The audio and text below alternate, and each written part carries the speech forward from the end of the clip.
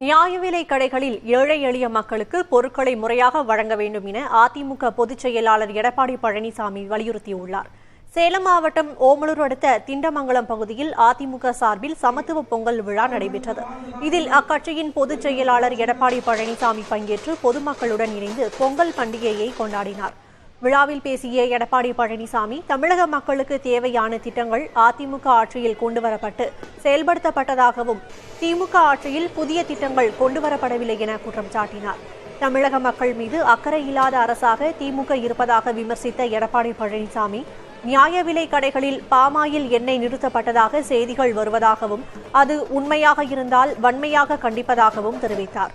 முன்னதாக விழாவிற்கு மாட்டு வண்டியை ஓட்டியவாறு எடப்பாடி பழனிசாமி வருகை புரிந்தார்.